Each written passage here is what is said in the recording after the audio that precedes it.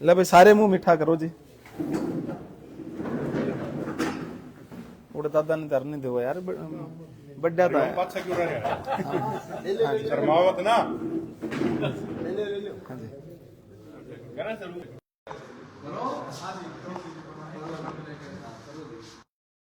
जय श्री राम।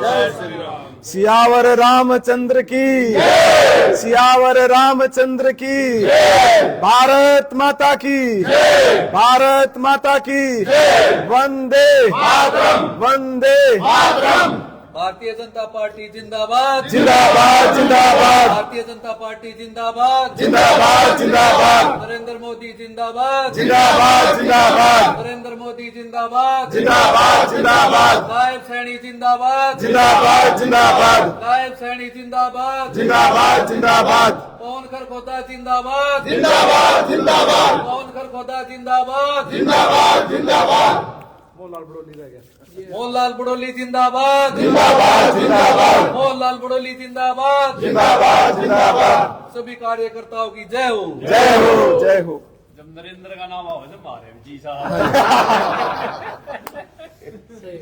आज सभी भारतीय जनता पार्टी के सभी कर्मठ कार्यकर्ता जो कल बिहार में एनडीए की स्पष्ट बहुमत की सरकार को मैंडेट देकर के बिहार के लोगों ने यह स्पष्ट कर दिया है कि जो आदरणीय प्रधानमंत्री जी की जो सोच है, जो उनका सपना है, जो 2047 के विकसित भारत के संकल्प को लेकर के हमारे देश के यशस्वी प्रधानमंत्री जी आदरणीय नरेंद्र मोदी जी जो आगे बढ़ने का कार्य कर रहे हैं, उसके बिहार के चुनाव में ये मील का पत्थर साबित होने का काम होगा।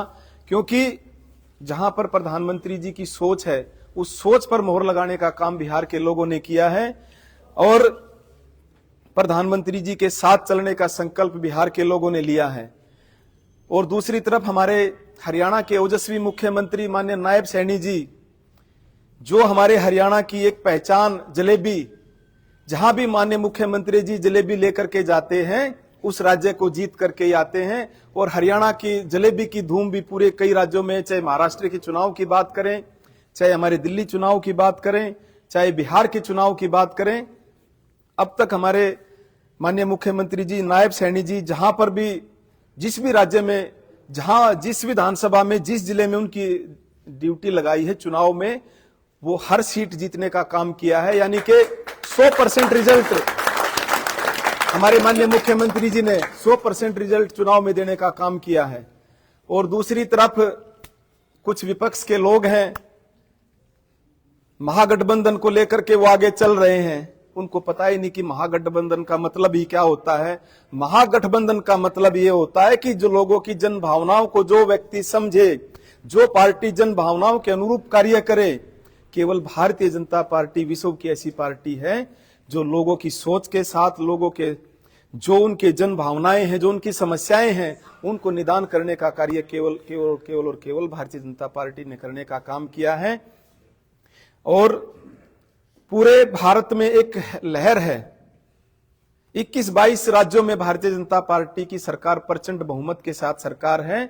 और भारतीय जनता पार्टी का उद्देश्य है कि पूरे भारत में हिंदुत्व, सनातन संस्कृति कैसे आगे बढ़े, हमारा हिंदुत्व कैसे आगे बढ़े। क्योंकि अगर मैं पूरे भारत की बात करूं या पूरे विश्व की बात करूं तो केवल सनातन ही हमारा धर्म है, बाकी तो मजहब है, संप्रदाय हैं, विचार हैं और पंथ हैं। हम सबको गर्व होना चाहिए कि हम उस पार्टी के साथ जुड़े हुए हैं जो विश्व की सबसे बड़ी पार्टी है। जो मोदी जी का जो विजन है, हम सब ने उसको मिलकर के पूरा करना है। और दूसरी तरफ विपक्ष को हमारी शुभकामनाएं हैं। वो तो मेरे को समझ में नहीं आ रहा कि भाई कल से उन्होंने ईवीएम पे रोना शुरू करना चाहिए था, उसमें वो देरी कर रहे हैं।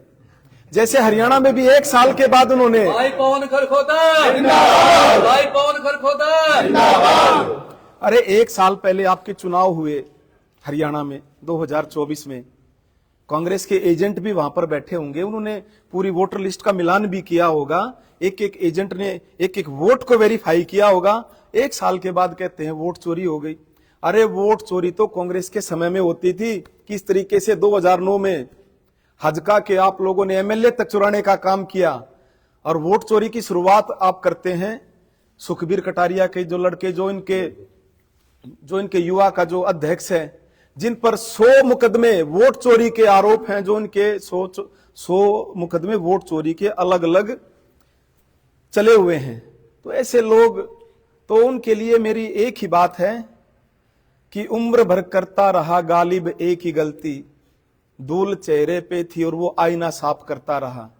अरे आपको आप बेहतर होगा, आप जन भावनाओं की कदर करें, और जो ये वोट चोरी का आरोप लगा रहे हैं, मैं ये मानता हूं ये 3 करोड़ हरियाणा के लोगों का अपमान करने का काम कर रहे हैं। और कल भी इनके प्रवक्ताओं के मैं बयान सुन रहा था कांग्रेस के लोगों के कि भाई बिहार में भी वोट चोरी हुई है। अरे फिर आप लोग क्या सो रहे थे? जो इनके विपक्ष के लोग हैं, जो इनके महागठबंधन हैं, तो वोट चोरी हो रही थी, आप कहां सो रहे थे? तो ये केवल इनके झूठे छलावों में आने की लोगों को जरूरत नहीं है, और जनता जागरूक है और लोग समझ चुके हैं। अब मैं ये इनको मेरी शुभकामनाएं हैं कांग्रेस के लोगों को कि आप कोई अलग से कोई नया मुद्दा लेकर के आओ, लोग आपके छलावों में आने वाले नहीं, और मेरी शुभकामनाएं हैं। और एक ही बात मैं जरूर बोलना चाहूंगा, ना तूफान ना आंधी, कांग्रेस को खत्म करने के लिए अकेला है राहुल गांधी। और कांग्रेस हार के शतकों की तरफ बढ़ रही है।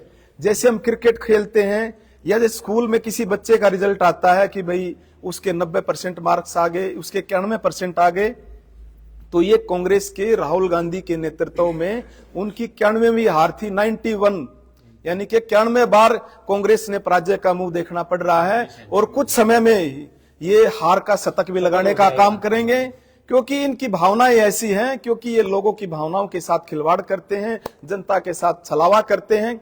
अरे जिससे कांग्रेस के लोगों ने 55 साल राज किया, आज वो भारतीय जनता पार्टी पे आरोप लगाने का कार्य करते हैं। तो उनको अपने गिरीबान में भी झांक कर देखना चाहिए कि आपने 55 साल लोगों के लिए क्या किया।